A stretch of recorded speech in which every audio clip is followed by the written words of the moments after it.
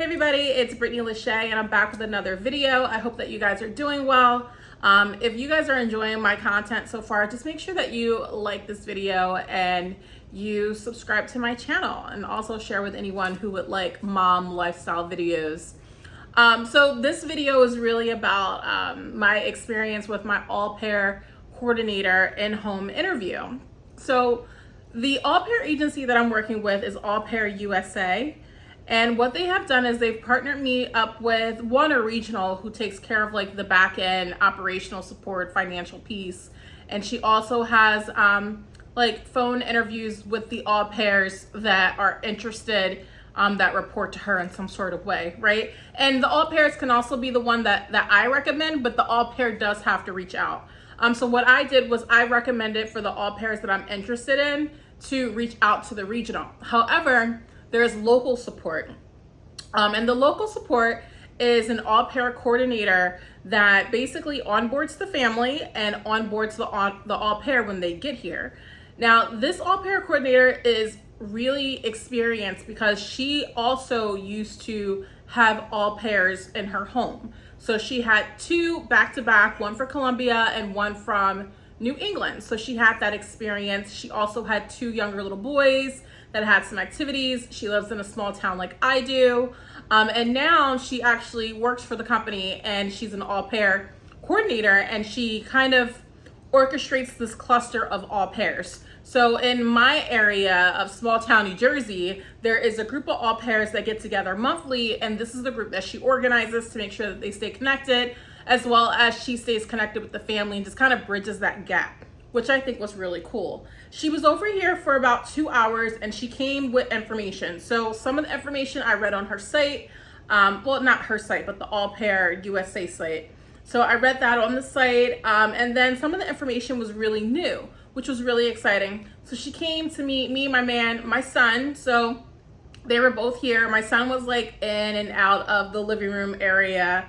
But it was a really unique experience. What she also did was she evaluated like the space where my au pair would live. And I think it's really important that you guys know that your au pair has a dedicated bedroom that nobody really has access to because they should have their own privacy. So like in my house, the bedroom that is designated for the au pair also has access to the laundry room. So I have to get drywall thrown up to make sure that it is a private space, which is no big deal, but it is one of those projects that we have to do. So with me specifically, you know, this coordinator is gonna have to come back or she's gonna have to get pictures to make sure that it was done before the au pair gets here. I don't need my au pair for another 5 months. So this project's already gonna be underway and I'll probably vlog about it here on YouTube anyway so that you guys can see how I'm doing with it. But that's one of the things that was really important, where your au pair is going to sleep.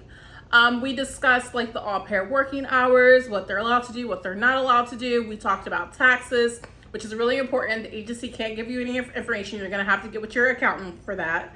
The au pair does have to pay taxes and the agency is hands off with it.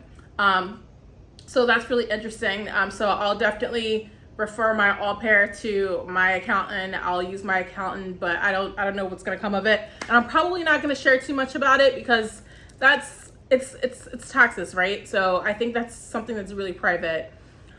So we went through that. We also went through transportation and driving, if they are gonna drive and what that looks like, some of the rules and the regulations that we have here, the responsibilities, as far as like car insurance coverage, is it more expensive, things like that.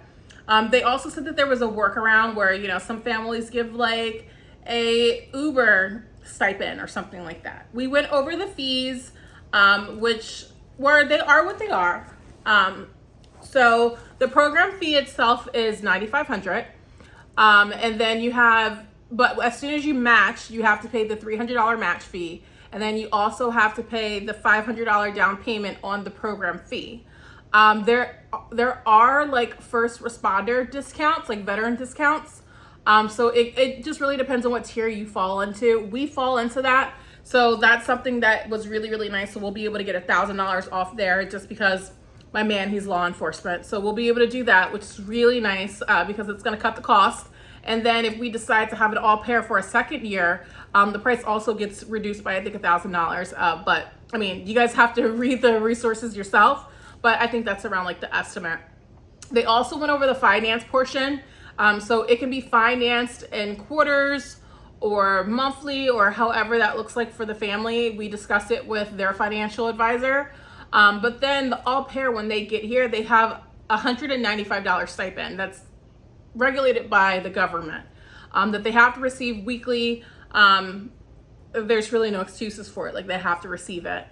So that was really interesting. And honestly, when we did the math really comes down to around like $1,500 a month. And I shopped around for daycares and babysitters for this new baby that we're having, as well as my son. And the cost for an aftercare program is a few $100s, right? The cost for a babysitter is $50 hourly. So let's just say the babysitter was here 5 hours every single day, 25 hours a week. Now we're looking at what, like over $500 like a week. I mean, and then it adds up over the month, right? So it's just too much money. And then the daycare, I called around, and their costs for newborn care all the way up to 18 months was around $1,500. So this was honestly the cheapest option, because if we're looking at it like a month over month cost, on average, give or take a few, it's $1,500, right? Of course, your au pair, you could pay your au pair more. You could have certain incentives, right? But your au pair isn't allowed to have another job outside of reporting to you and your family. So just keep that in mind if it's more expensive where you live, or, you know, whatever it may be, your family situation might be different. If you can be more generous, be more generous. Or sometimes it might be something such as, you know, taking something off of her plate, right? So if you have a family vacation, then you might want to just invite them and pay for it. Or let's just say you have a family vehicle that you don't really use. You might want to just add them onto it so they have transportation, so then they don't have to use money for transportation, right? So, or even like a cell phone, like they come over with cell phone, but it might be a Wi-Fi only, or it might be a 3G, and you might not be able to connect with them when you need them to, so it might be easier to add them onto your plan. So there's other ways to compensate them besides just the straight pay, but then obviously you can pay them more than what straight pay is. So that's really like the cost analysis of it all, and honestly, doesn't bother us. I like the ability to have stable care, right? So one, there's an extra set of hands. Two, there's a creative adult inside the house, right? That can help my son out with activities that I don't have the patience or tolerance for, or I'm too tired, especially with a newborn on the way. So I'll have someone that can do the arts and the crafts and anything else that he would like to do when I can't do it, or if he wants more of that done. So that's really cool. And then with the newborn, you guys know how newborns are. They just require more care, more support. And it'll just be nice to have that extra set of hands. And then obviously when I return back to work, I'll have her here as well. And that will be the au pair's primary job, is to look after the baby. So yeah, it went really well. They left me with pamphlets, so like a handbook of like rules and regulations and all of that, which is really cool. And then the home orientation handbook, which is super awesome, right? So this handbook is written out, although it can be typed, and it can be given to your au pair, right? And it's a guideline, you can expand on it, but it's an area where we're able to list our contact information, intro to family, if we have any food and allergies, if they do, an emergency and evacuation plan, like what do you do, right? Even like when they come over to your house, right? Their plugs and their outlets might be different. They might need converters. Or if the family is like, if our au pair comes from a family where they cooked everything fresh, like in South America, how they usually do, they might not be used to a microwave. They might not be used to a dishwasher. They might not be used to our fancy alarm systems here in America. So this little guidebook helps to set them up for success, honestly, because you don't know what you don't know, and it's better to give them too much information than not enough information, and they don't feel uncomfortable to voice it yet. So if there's a bunch of information that they have access to, by all means, like just give it to them, right? So like the Wi-Fi and entertainment, like what you can do at the house, curfew, what are the rules? Can you have company? What kind of company can you have? Kitchen, clean up after yourself. Don't have food in your bedroom, you know, like just little nuances like that this little handbook keeps everything in one place, or a bathroom, right? If the trash can is full, don't just put the toilet paper on top of the trash can.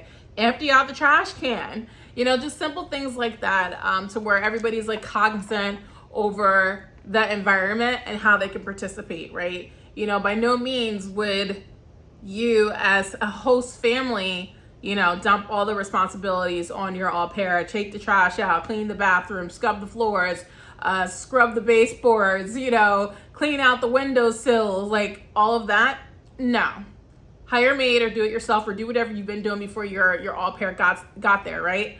But in the kitchen, if you're cooking, then clean up after you cook, right? If there are dishes in the sink and you made them, load the dishwasher, run the dishwasher.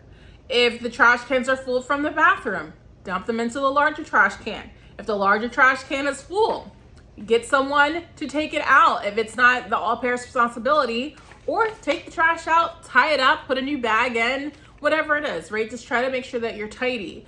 The floor, if you see that the floor is a mess and could be swept up, just sweep it up. It only takes a few seconds, right? If you see that the host mom is sweeping every single day, like, just sweep, right? You walk around the floors. So this handbook kind of goes over all of that, which is really nice. It talks about family pets, like the responsibilities. Obviously, the au pair should not have to train a puppy or train a kitten or any of that, right? But a dog that just needs to go outside and use the bathroom, like, that's fine. Your au pair shouldn't be walking your dog as a part of their responsibility. Like, if they want to go outside and walk and they want to take the dog, they can take the dog, but it's never their responsibility. It's kind of like what they want to do. And then it kind of talks about the neighborhood, like what they can expect, where they should go, where it's safe, where it's not safe. If they have the car, where can they travel? Can they go into the city? Do they have to stay in a small town? Things like that. And then obviously caring for the children, the au pair schedule, the education credits that they're obligated to take when they're here, and encouraging their social life. So a lot of information, and this is a really cool guidebook because in my mind, that's exactly what I was thinking, like how I was going to organize it. So I'm really excited. I have 2 girls that I'm really interested in. They will have their interviews with the regional au pair coordinator. And I think it'll go well. It'll be nice to have like a second opinion over them both, because I do really like the both of them. And hopefully I'll be able to pick someone that I want to introduce to my man and see if he is on board, or if it's a close tie, if he's going to be the deal breaker and he can make that decision for us. But yeah, I'm really excited. I wanted to share this with you guys, take you on this journey. It's going to be interesting. This is a cultural exchange program. I think this is going to be a really fun fit for my family. I'm going to appreciate the help. And it's going to take a lot of stress off of my back. Just having someone here, it's really a blessing to be able to, you know, have this opportunity and to be able to take the opportunity. And kind of like where I am in my career, I need it. And I'm an only child. I don't have siblings, so that extra family help is not here. So it's really nice. And it's interesting because when I talked to the au pair coordinator that was here, she talked about being from the Midwest as well and living on the East Coast, just like me. And that's why she had an au pair. She didn't have any siblings here, family members, anyone to help her with her kids. And she hadn't really made any friends. My situation's a little different. I'm a transplant, so I've been here since I was a kid. However, my friends have gone off and got married and have kids, and everybody just kind of silos into like their own little niche, right? So it's not, you know, no one can always have their hand out to help you when you're living like 30, 45 minutes, an hour away from each other, because our lives have taken us everywhere else, right? And then I have a very demanding career. So it just, the extra hands will definitely be appreciated. So yeah, I'm excited. I just wanted to share this with you guys. And you guys can leave me some questions down below if you have some. If you are interested in this journey, just say that you want to watch the ride, and I'll be here to share it with you and hopefully bring you some other content that you'll enjoy as well. But anyway, I will see you guys next time. Bye.